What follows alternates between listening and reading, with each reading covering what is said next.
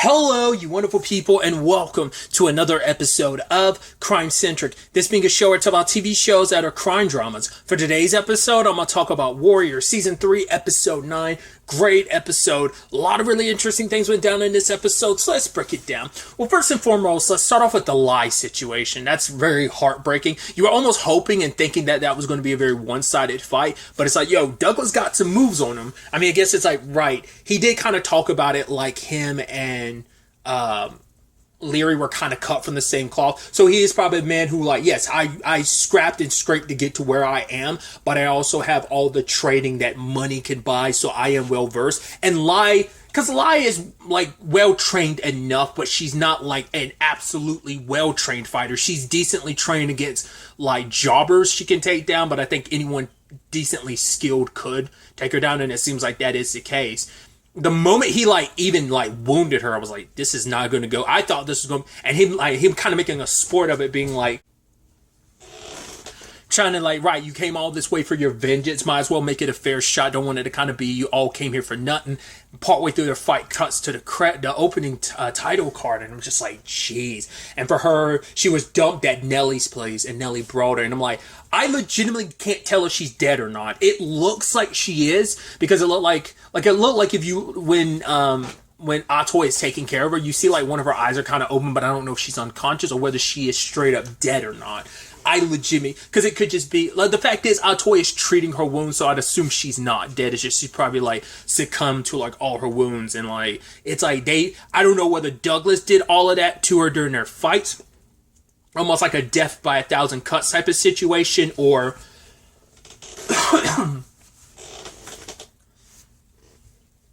it's some of that brought up on by some of his men that probably, beat her up afterwards. I'm so curious, because she's got a whole bunch of some of the, like I said, a lot of that could just be sword marks from his fighting with him, but it's her body is cut up, her face is cut up, her arm is cut up, and obviously Nellie was kind of right, we're going to get justice for her, and Atoy's justice comes in many different forms, and Nellie agreed, and Atoy kind of turns to her, because it's yeah, no, I tried going after Douglas during the legal system. I saw how far that got me, how the women that I took in and were taken care of, and the women that were kind of like a pseudo family were treated, how I'm treated, like I'm less than, like my value didn't mean anything, and now these women's values are treated like they're even less than. It's no. She was going to get back against Douglas, and Atoy wanted it too, but she even told Lai, we have to wait, because I don't know whether it's just Atoy didn't want to put herself out there again, and it just either, because it felt like a thing of, it's right, I'm really wounded,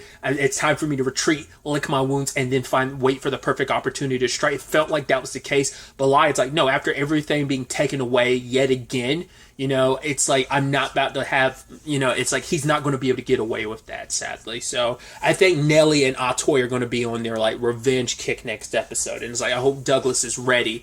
I mean, it's not, hell, he's got 2 people already gunning for his neck. He also got Leary, because Leary's pissed at him, because it's right, they got Buckley in the mayorship and everything, but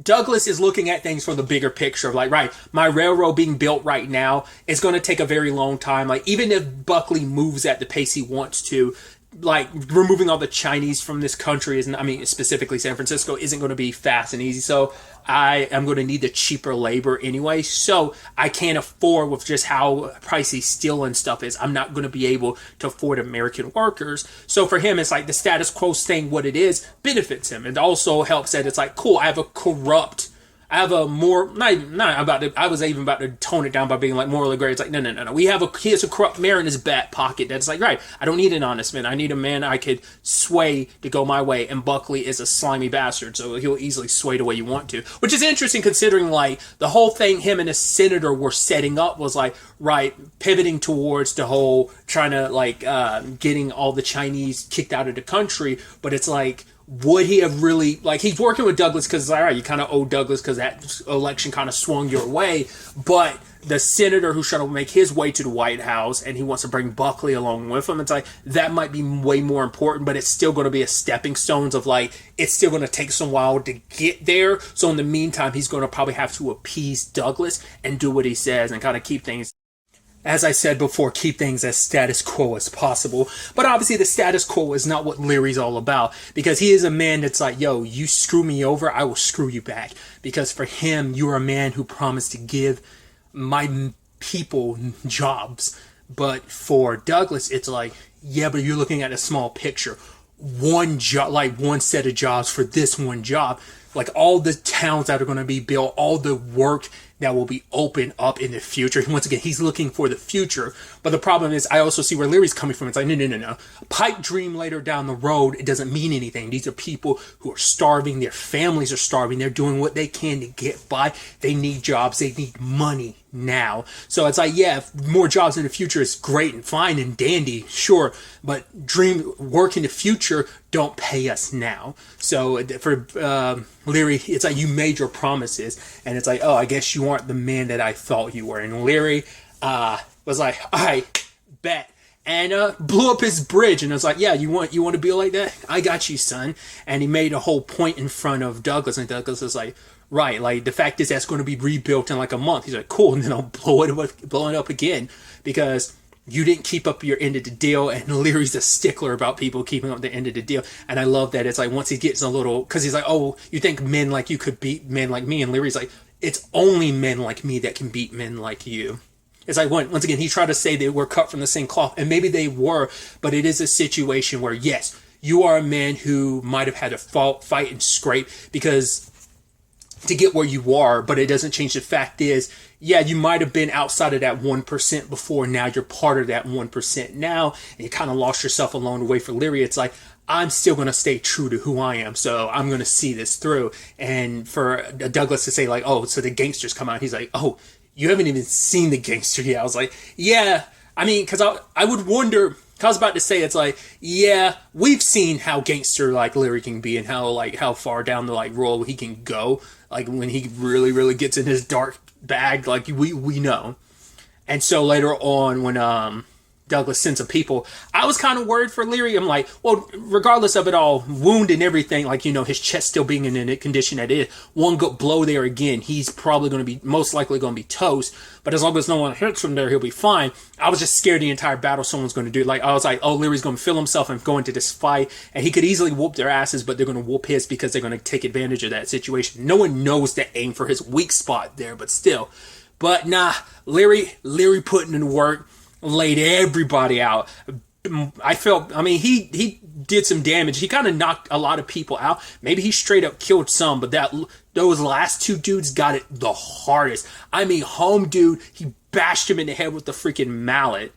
And then it's like, oh, cool. I was like, then the other guy, what does he do? Like, smashes his, like, the moment he put his teeth on the bar, I was like, oh, don't. I was like, you're basically going to kind of curb stomp him, but he punched the back of his head multiple times to the point his teeth broke off, his jaw started ripping apart because of it. I was like, that is some gnarly shit, homie. And just, like, going full aggro, just screaming out like a warrior. And then you cut to the end logo credits. Yeah, that's a hell of a way to end that. Leary going beast mode. It's like, that's why I'm saying, like, it isn't just going to be Nelly and Atoy aiming for him. Like, Leary has all the reason to bring you all the smoke, too. So, how is that going to play? I was like, oh, Douglas is dead. There's too many people that want him dead. They want vengeance against him. Now, it'd be really, really interesting if Atoy and Leary join. Especially because Leary made that whole point of, like, having my boot on your throat. It's like, I don't know who's going to get him, and I don't know which one is going to, like, get the final blow, but that's going to be wild to see. Like I said, that's three people that sure as hell want you dead, and how that's going to play out is going to be so interesting. We catch up with Bill, and he thought he was going to get arrested, and I love that it's like, the men at the station said that Atwood fell down the stairs. I love Bill. They like, Buckley's like, how's that to your accountant? Bill's like, so it seems like something he would do. Because it's like, oh, he said that this is what happened. It's like, well, he's lying if that's what he said. It's like, well, he's not actually saying anything because his jaw is wired shut, but he had a written statement. I was like, that's what I brought up last episode, so I guess he is a bitch. Because I said, like, yo, if Atwood comes after him, he's a bitch. And it's like, you're the one that started the challenge, and you got that ass whooped. You got that ass handed to you, and what you do? You did a bitch move and went to daddy to kind of fix it for you. But even he's like, we can ship out the Chinese. We can sure as hell send some like New York miscreant back. So it's like, yeah, you ain't shit to Buckley. You were a means to an end to get what he wanted. Now you're proving useless. It's like, cool. He's putting Bill in your position because he's like, maybe Bill will actually get me some results. You prove ineffective. I don't, you mean nothing to me. So it's like, cool. That didn't work out in your favor at all. But like I said, he that was a bitch move. You wanted all the smoke, and you got it. You didn't just get the smoke; you got the whole fire. And now you're going to complain about it and go to Buckley to fix this for me. He's got to pay. It's like I was like, right. That's why I was like, nah, he can't like have the others come and arrest Bill because if he does, he looks like a bitch. So ergo, he's a bitch. So that's kind of where things stand on that front. So that's interesting, and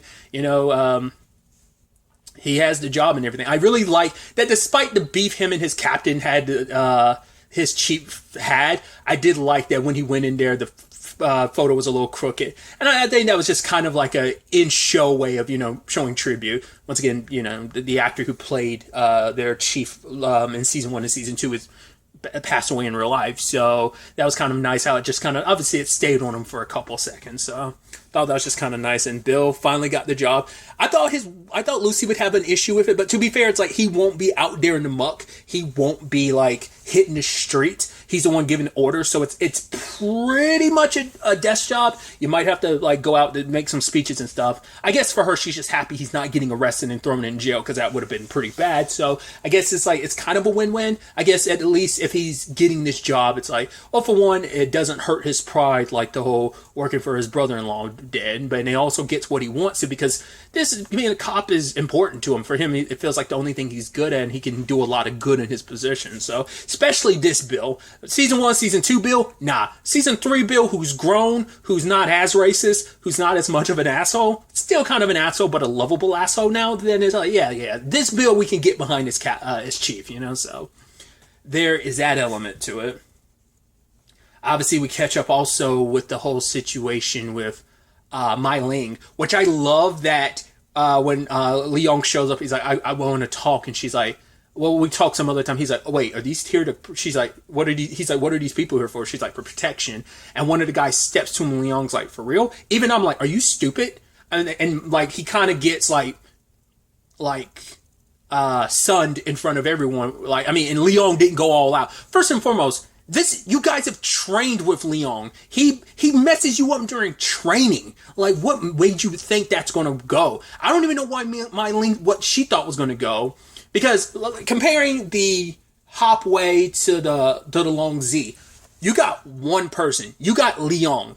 Like, outside of that, everyone else is a grunt. Where at least you could say, like, the Hopway has its heavy hitters. Yes, Young Jun can hold his own in the scrap. Granted, he's even better with blades in his hand. But Hong's a good fighter, and obviously you're just a straight-up best fighter is Assam. It's like, you at least got you got one major heavy hitter, and some pretty heavy hitters with Young Jun and Hong. But all the Long Z has... Also note, like, we don't really get to know anyone else in the Long Z. Like, the only person we really got to know by name and got to really know and showcase how good he is Leong. He's top dog he's been around for 3 seasons and hasn't been bested yet, So, that's also like, what did you expect? The one person that could go toe-to-toe with him literally went toe-to-toe with him last episode and got. So, that kind of speaks volumes. But for Leong, it's like, do you really think I'm capable of hurting you? And she's like, I don't know. And I think for the first time, for Mai Ling, like, everything came crashing down. Your ambition got the best of you. Because, like, this has been a long time coming, but despite everything, every route that they've gone down, Leong would defend her over and over again, and she crossed the line last episode. I mean, someone else made the argument, it's like, yeah, they were gunning for her, like, oh, if you don't fall in line, we will kind of force you out. And it's like, you are tough, but like Leong is like, yo, let me handle it. It's all good. But it's like, nah. She was like, nah, I got this. I bet. Like, you guys were going to try and usurp me. So, what am I going to do? Like, Mai Ling always eliminates any threats to her, and they all stood to be threats, but she wasn't expecting the fallout to be what it was. Like, I guess she, at the bare minimum, if she killed Kong Pak, that's one thing. Maybe Leong probably would have found out about it, or maybe you could have framed a Hopway for it. I don't know.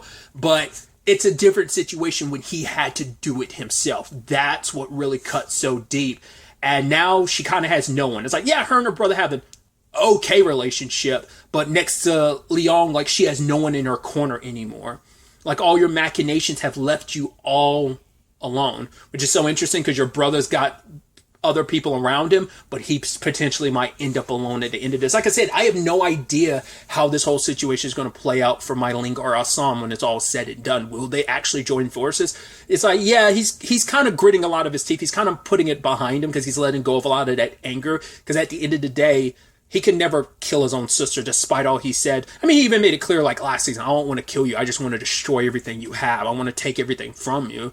But it's like, even then, like, he kind of let go of that path to vengeance. It's like, right, Chinatown being in a situation, like, made you go, like, yeah, there's so much more going on here, much more important stuff. So I got to put my beef with my sister aside. Chinatown needs me. So that's going to be interesting, like, the Long Z being what it is. I mean, because Leon took off the coat. He's done. Which is so interesting how that parallels with Assam, who's trying to leave the Hopway after everything, because Yan Mi is in a position where those the people Young Jun has on, like, making the money, the counterfeit money, they're nearing the end of, like, being able to perfect it. It's like, yeah, it's not quite there, but it's still very, very close. So it's like, but you don't think Young Jun would actually dice me like before then, but for Assam, it's like, I don't even want to take the chance. Like, he's kind of proved himself time and time again to be very, very, like, what's the word I'm looking for? Impulsive. Jung Jun's always proven to be very impulsive and will always make some, like, radical decisions. So, especially at a time right now where his dad died. He ended up, I mean, it cuts even deeper when it's like, yes, you ended up having to kill your dad because he asked you to. Because for him, it's like, I built this tongue. I built something, my legacy, and I don't want to be remembered as a guy running around in the streets, lost, pissing himself in public. It's like, I want people to remember the strong me. Like, let me do this while I have mine. It's like, you know, it's like, this is what you should have done the moment you took over to Tom, but it's like, this is what you wanted. He's like, what I wanted, all I ever wanted was your respect. And he's like, then you want it, then earn it by doing this. And for him, it's like, I love you, Dad. And he kills his dad, and obviously in the most peaceful way, but also very Tong way of just like I guess poking an artery or whatever, but just like letting it bleed, and even kind of like putting his hand against it, I guess, to make it like as painless as possible. You know, his father's final words are "my boy," you know, so because his father was never going to get better because the infection had already probably kind of spread to his brain at that point in time, and obviously he was. Like, that's why I'm, like, I kept saying, like, I think it was maybe, like, onset, like, dementia or Alzheimer's, but it could have just, because I don't know if that would be how that works. Like, because the way they were saying it was just like, right, he just got the infection, I guess, just ended up spreading to his brain, which can happen, sadly. So it could just be as simple as that. It might not even be necessarily like a, because I don't know if Alzheimer would be, or dementia would be considered like an infection going to your brain doing that. I think it's two separate medical things. So I think it's just like, yeah, a infection spread to his brain and started rotting away his brain. And, I don't really know, like, what kind of brings about dementia and Alzheimer's. So that's why I feel like those things are separate from, like, an infection going to his brain. But either way. It didn't come up this episode, but I thought he would have had a lot more smoke for Assam, but it's not like we're brothers, everything's Gucci. I'm like, man, like he constantly like flips the script on Assam because there's like a lot of like resentment there, but at the end of the day, it's like he just lost his dad and he needs his boys by his side, the people he trusts most, which Hong he trusts undoubtedly. Assam, I treat that as 50-50 because even he's not 100% sure where he lies on it, because someone else had pointed it out, and it's something I've talked about before too, where it's like, yeah, he's willing to give Assam the benefit of the doubt, but other people's doubts over the course of everything has kind of slowly kind of eroded away at him, when it's like everyone else is like, you probably should be a little weary of Assam. My Ling kind of planting that in your head with the whole Yan Mi situation. Now your dad's also kind of pointing that out, so we'll see. Speaking of Assam, he's in a very complicated spot now. because he wants to run away with Yan Mi, and he was kind of considering it. And Toy was just kind of like, well, because for Assam, it's like, I don't feel like the Tong is where I belong anymore. And it's like, you never did. So she's like, I had no luck kind of out there finding something for myself, but maybe you will. But if you do this, it won't just be Yan Mi that has to look over her shoulder for the rest of her life. You will too, because you will be turning your back on the Tong. You will always be a wanted man in their eyes. So are you going to be running, looking over your shoulder for the rest of your life? Can you live with something like that? Lee was in a very similar circumstances, but that's kind of resolved now. So who knows?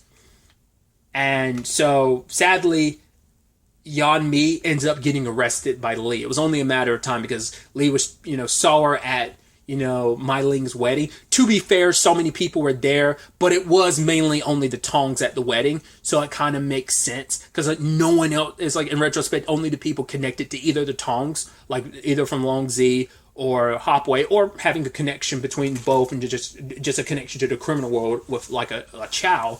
So, but when it's all said and done, like they come and arrest her, and Assam finds out, and so he has to go, and he makes a deal. Bill, Mosley, and Lee are there, and it's like, all right, so this is how it's going to go. I will give you the plates after you let her go. And neither one of them is like, even Lee's like, if you lead us into an ambush or whatever, deal's over. Like, she will be shipped off to China. But he's like, how do I know I can trust him? It's like, we don't. I mean, Lee is a man of his word, so there's that. And Assam is going to do whatever he can for Yan Mi because he loves her. Even later on, Chow's like, is this one girl, are you really telling me this one girl is worth it? And for him, it's like, she is. She's kind of a fresh start for him, considering all the bullshit he's had to deal with coming to America. It's like, with everything, his reasons for coming here, and because he has reasons to stay, but not enough reasons, because Yan Mi represents so much more a fresh start to leave this all behind.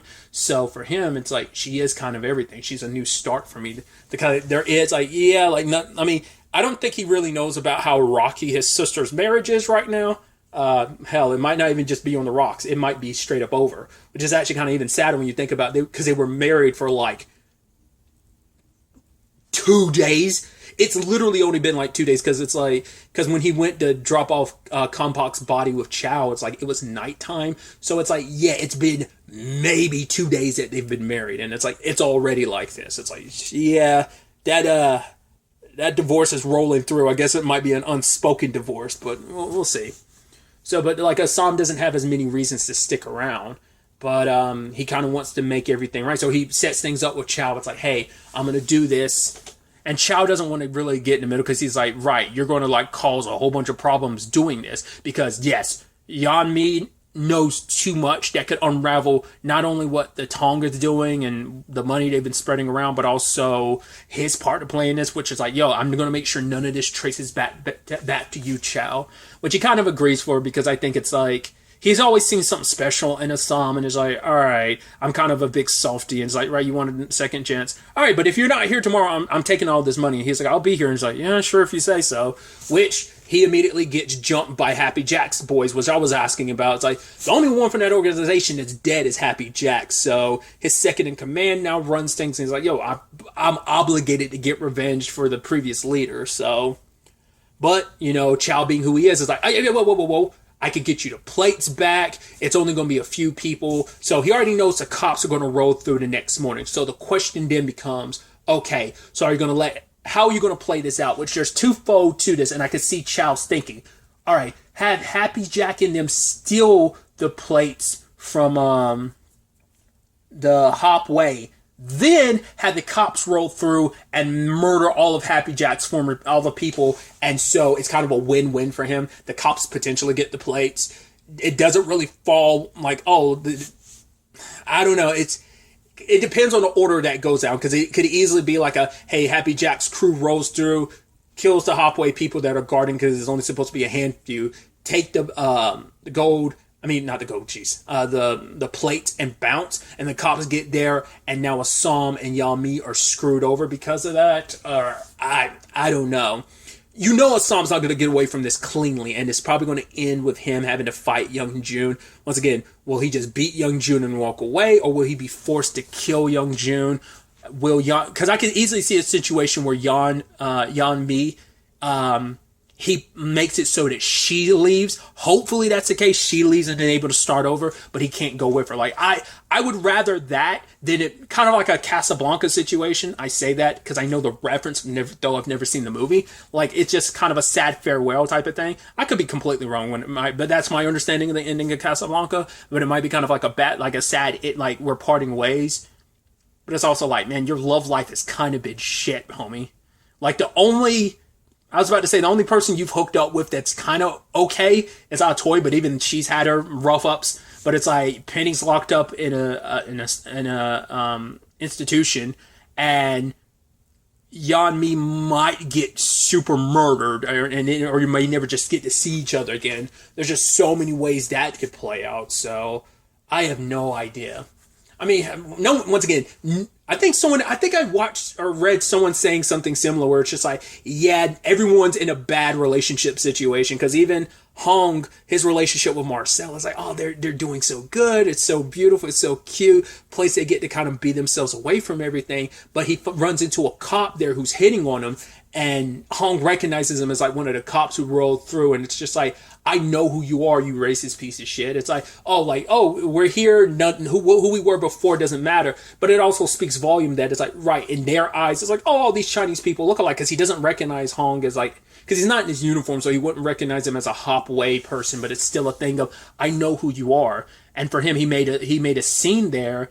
And Marcel is like, in this place, none of us are who we are on the outside. But for Hong, it's like, yeah, but that's easy to say. Like, when you live in a fantasy world, some of us have to live in the real world. And for Marcel, it's like, okay, if that's the case, then maybe that's where you should stay. And it's understandable, because Hong was like triggered, because it's like, I know. I mean, he saw what happened to Young June when they would mercilessly beat the ever-living shit out of him, and they couldn't do anything. It's like, these are the people who come into Chinatown, who put their boots on their neck, who threaten us, who not just threaten us, kill us. It's like, understandably, he's not going to be able to just let that go. So his relationship's kind of kaput. And so him and Young Jun are kind of like, yeah, it's all okay. And it's just like, it's like, brothers, at least we have each other. And Assam's kind of like, yeah, slowly drinking his drink to himself. So I'm just worried about this next episode, this season finale, bro. It could go things being okay to things being horrible. I don't think the ending of this season is going to be, oh, things are good in the sense of, I don't think everything's going to, like, it's definitely not going to work out for everybody, but I don't think we're going to walk away happy. I think there's going to be a lot of there's going to be a lot of heartbreak this next episode. I feel it. I did not watch the preview. I don't want to know what was in the preview. I'm just waiting to be heartbroken because of the season finale. I know, like, some sad shit's gonna happen, and I'm scared that Yan Mi, like, at very least, if she can be out there alive, living her life, that's one thing. Even if her or Assam can't be together, at least she's alive. But I could definitely see a situation where, like, right, Young Jun ends up killing her, or maybe she even gets shipped back to China, like the cops are threatening. I have no idea how this is gonna all play out. At the very least, it's not going to be a clashing of, at least you don't think it will be, between any of the Tongs and the Ducks. It doesn't seem like there's going to be any of that. There hasn't really been any setup to bleed that over, because Leary's not into that mood. He's kind of quelling his people by doing his thing. So I don't think we had issues there, but because everything's kind of okay and good on the cop front and the Leary front of, like, well, he's got his own fight with Douglas. So it's like he's not really worried about Chinatown right now. And to be fair, him and Assam made the whole point of, you keep things in your lane, I'll stay out of Chinatown. You keep things in your lane, I'll stay out of the Ducks territory. So it's like, so it seems kosher on that front, so I could see, but it's like every side's got its own issues that they're dealing with internally. So how that plays out, what happens with Mylene going forward, will it be a thing of her and Assam joining forces, because he's kind of like, I can't go back to the Hop Way, and Yan Mi is dead, so he's going to destroy the Hop Way by working along. So Leong isn't. I mean, it'd be interesting if they end up swapping. I could easily see Leong kind of just like walking away and just doing his own thing, which Assam is kind of in that same territory currently, even though he's tied to the Hopway. So I could definitely see the two of them kind of joining forces, maybe to kind of be almost like a heroes for hire type of situation, referencing Iron Fist and Power Man, aka Luke Cage, but kind of doing their own thing, protecting China. Or that's what I saw for Assam being like that. Kind of similar to Nikki from Kung Fu, if you've seen the show Kung Fu. Kind of like in that same boat. Like, I always figured that was where Assam was going to kind of go anyway, but he always kind of joined back up with the Hopway. So we'll ultimately have to wait to see where all of this ends up taking us. I'm so excited and also a little scared to see what the season finale has in store for us. But really, that's all I wanted to talk about. Till the next time we meet, be happy, be safe, live life to the fullest, and enjoy it. Good day and goodbye.